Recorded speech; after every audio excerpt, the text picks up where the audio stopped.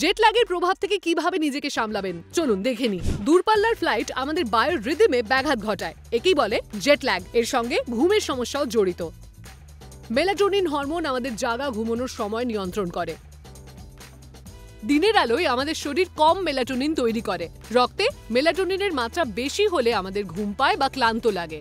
আপনি যদি অল্প সময় অনেকটা টাইম জোন পেরিয়ে যান তাহলে আপনার মেলাটোনিন লেভেল এত দ্রুত মানিয়ে নিতে পারে না। জেটল্যাগের সিমটম ঘুমের সমস্যা, ক্লান্তি, মনোযোগ ও স্মৃতির দুর্বলতা, এমনকি মাথা ব্যথাও হতে পারে। এটা কতদিন থাকে? যতদিন সময় লাগে আপনার শরীরের ভেতরের ঘড়িকে নতুন পরিবেশের সঙ্গে মানিয়ে নিতে। জেটল্যাগ পুরোপুরিভাবে আটকানো না গেলেও ভ্রমণের আগেই নতুন টাইম জোন অনুযায়ী শরীরকে মানিয়ে নিতে শুরু করলে এর প্রভাব অনেকটাই কমানো যায়। ফ্লাইটে বেশি করে জল খান, একটু নড়াচড়া বা স্ট্রেচ করবার চেষ্টা করুন, ক্যাফিন আর মদ এড়িয়ে চলুন। যদি রাতের বেলায় পৌঁছন তাহলে ঘুমানোর চেষ্টা করুন এবং নামার পর স্থানীয় সময় অনুযায়ী নিজের কাজকর্ম ঠিক করার চেষ্টা করুন। ভ্রমণকালীন আর কোন অসুস্থতা নিয়ে আপনি জানতে আগ্রহী?